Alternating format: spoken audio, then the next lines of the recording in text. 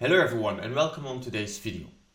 My name is Wouter Pere and I'm the founder and main developer of GHEtool Cloud.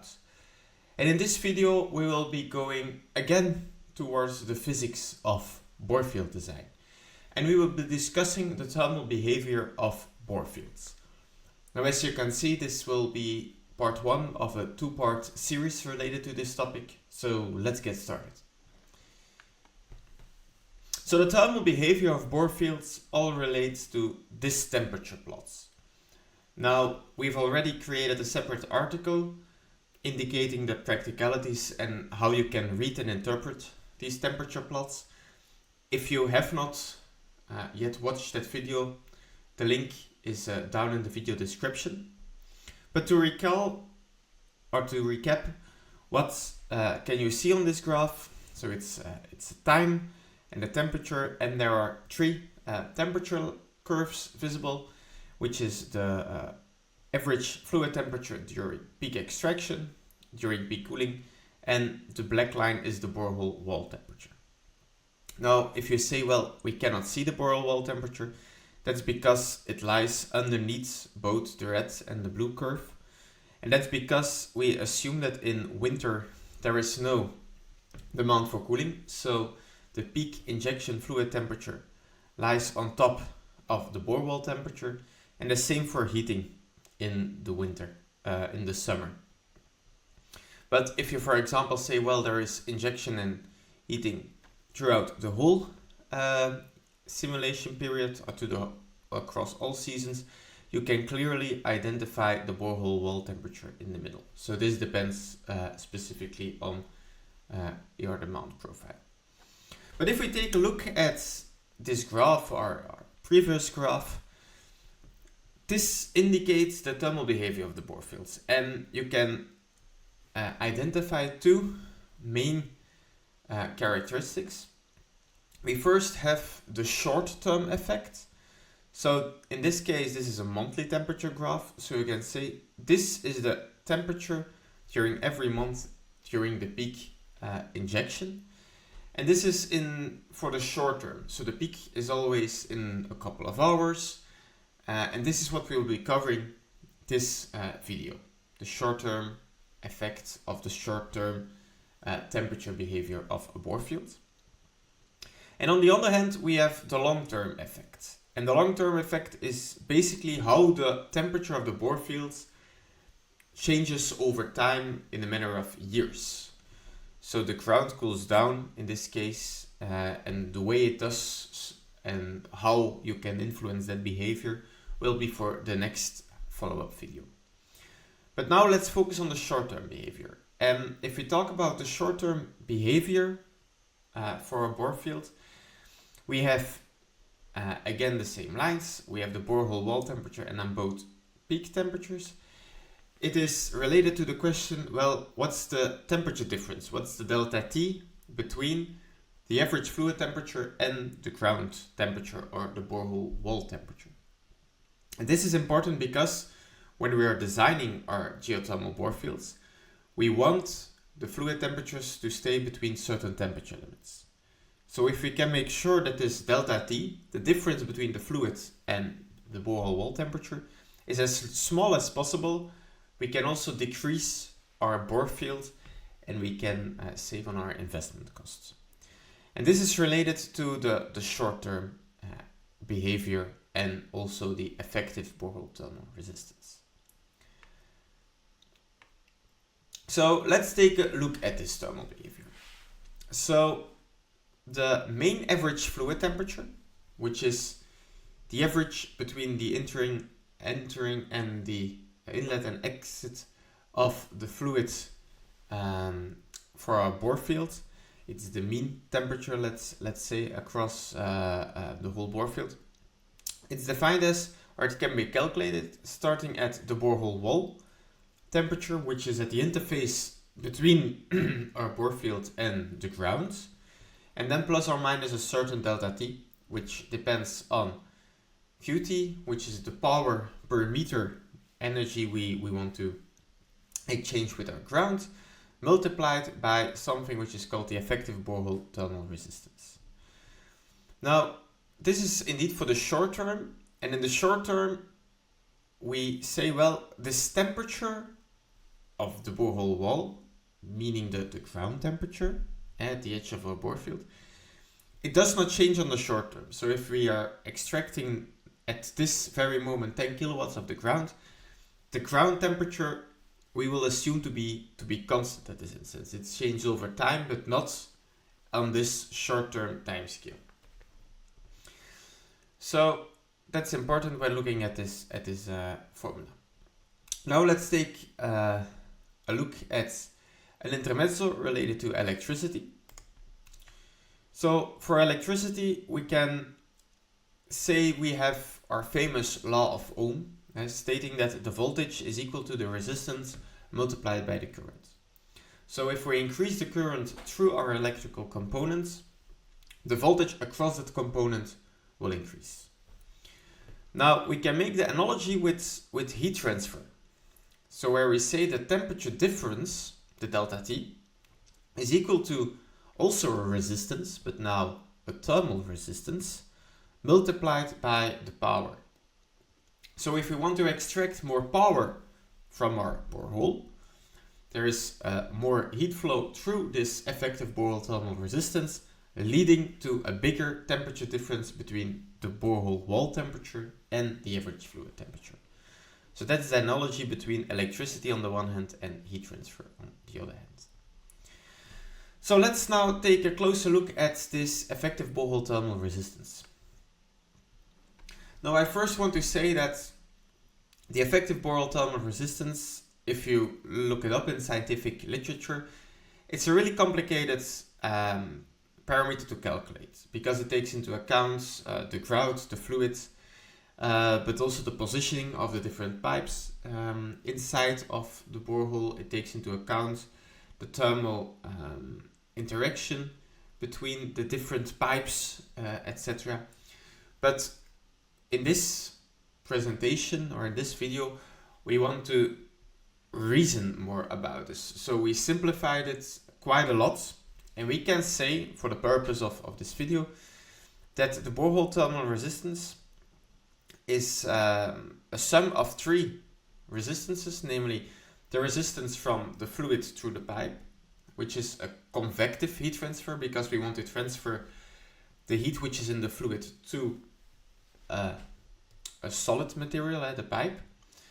Then the heat has to pass through that pipe, which is a conductive heat transfer, and then the heat has to travel through the whole grout, so to the filling material to the edge of the borehole where it can be exchanged with the ground. And this, as I said before, on this time scale we assume the ground temperature or the borehole wall temperature to be constant. So how can we influence this parameter? So all these three resistances we have influence on, but the pipe resistance not so much. It's to say this conductive heat transfer or resistance, it depends on the material you have, which is in our case typically PE. We're not going to create another material, but the only thing that can change is the wall thickness. But this depends typically on the design or the pressure characteristic of your system, where you say, well, my pipe, my heat exchanger should be able to withstand 16 bars of pressure, so it's a PN16, and then you automatically know the wall thickness. So typically this is not a parameter we have much influence on because it's determined by safety factors and other design parameters. Where we do have an influence on is this resistance. So it has to do with the fluid regime. And recall our video talking about the Reynolds number, where we said that if you have a laminar flow rate, the heat transfer is difficult, and if we have a transient or even a turbulent flow regime, this heat transfer is way simpler. So if we go from laminar to turbulent, this resistance will decrease quite a lot. And the last resistance, the pipe grout resistance, There we also have a couple of parameters we as designers can change. First of all, we know that if we can place if we, for example, work with the U-tube, the different parts of the U, the different legs, if we place that very close to the borehole wall, then we have a very low pipe grout resistance because there is less distance to be traveled for the heat. Now, of course, we do not know exactly where the legs will be inside of the borehole, but we, for example, know that if we can decrease the borehole, so we drill with a smaller borehole diameter, this parameter will typically be lower, which is better for the borehole thermal resistance. But of course, the borehole diameter, it's also depending on the geology constraints. So not in all types of soil you can drill with the same diameter. So please contact your driller for more information if you have questions for your particular project. Another aspect where we have influence on is the grout. So the filling material, the better the thermal conductivity, the lower our borehole thermal resistance will be. Now this typically varies between 0.06 and 2.5 watts per meter Kelvin. And typically the better the thermal conductivity, also the more the grout will cost. And then you also have, for example, the double U-tube. So instead of having a single U-tube, you go for a double U-tube. You have twice the amount of surface area. So it's also simpler for the energy to be transferred towards the borehole wall. So there are quite a lot of things we have an influence on as a designer of a geothermal system. But if we recall our formula from before, the short-term effect, which was defined by this power per meter multiplied by the borehole thermal resistance, depends quite a lot on the total borehole length, because this power here is indeed per unit length. So if we say, well, we have a certain bore field and we want to exchange 10 kilowatts of energy with the ground, so we want to extract 10 kilowatts. If we have double the amount of bore holes, or we have twice the amount of installed heat exchanger, the amount of power we need to extract from each meter will be half. So this parameter will also be half of what we had before. So you can perhaps think, well, the configuration, etc. of the boreholes is also important. Not so much for the short-term effect. So for the short-term effect, it's only important how many meters of borehole heat exchanger is installed. The other configuration effects will be discussed in the next video. So let's just take a look at two illustrations of these sensitivities.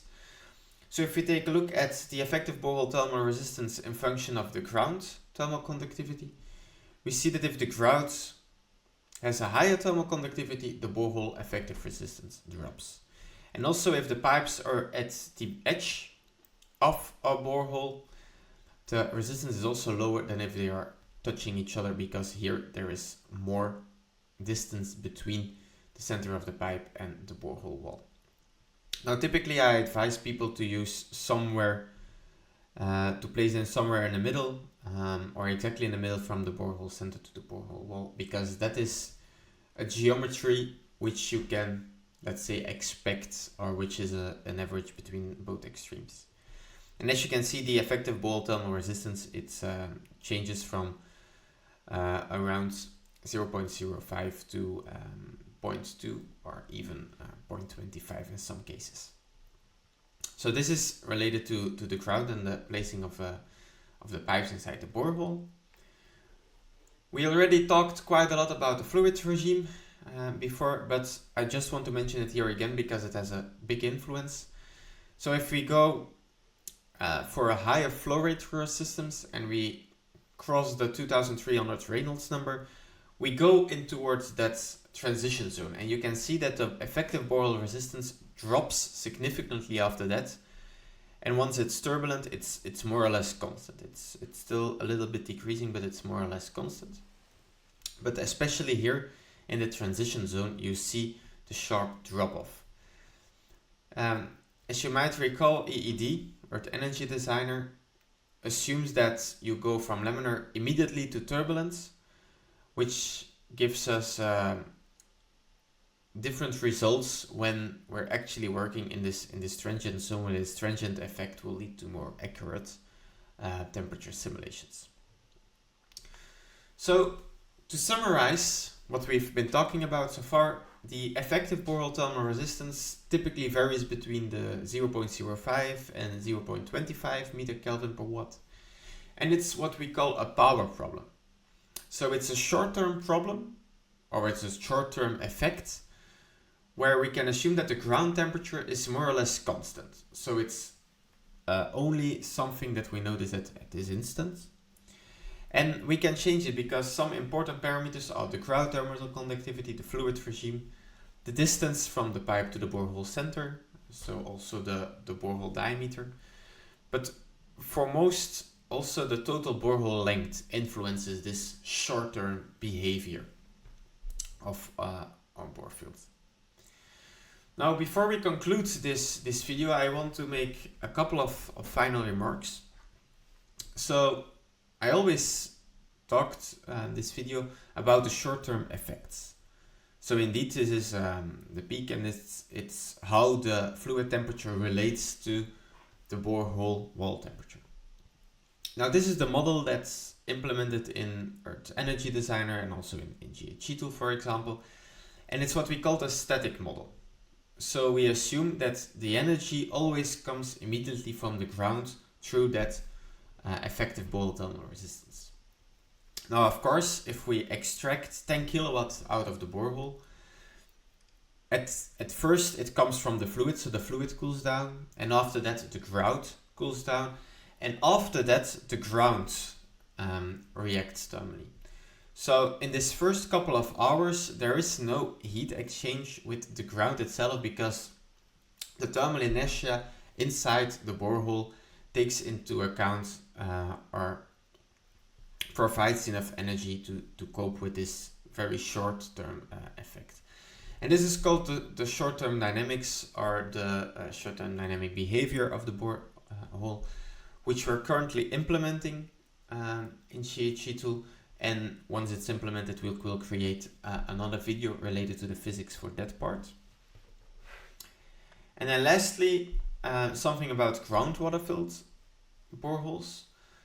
So if you recall, we said, well, we have influence on the grout of our borehole. So if we have grout with a higher thermal conductivity, the borehole thermal resistance will be lower, which is good for our system performance. But for example, in some countries like Sweden, where the boreholes are drilled in rock, they do not always fill the borehole up with grouting. Sometimes they leave them open and they are filled with the natural groundwater. Now this is a whole different set of physics there, because the groundwater, it cools down, it heats up because there is a thermal interaction within the borehole.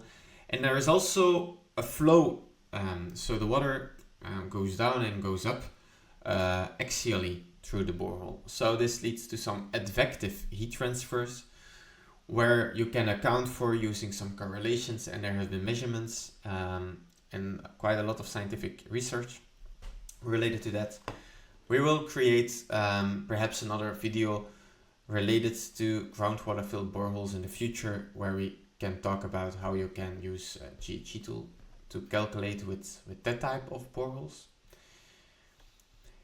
But for now, let's conclude, and in the next part we will talk about the long-term thermal effects. So now we talked about the short-term, about the difference between the borehole wall temperature and the fluid, but of course this borehole wall temperature also changes over time, over the seasons and over the years.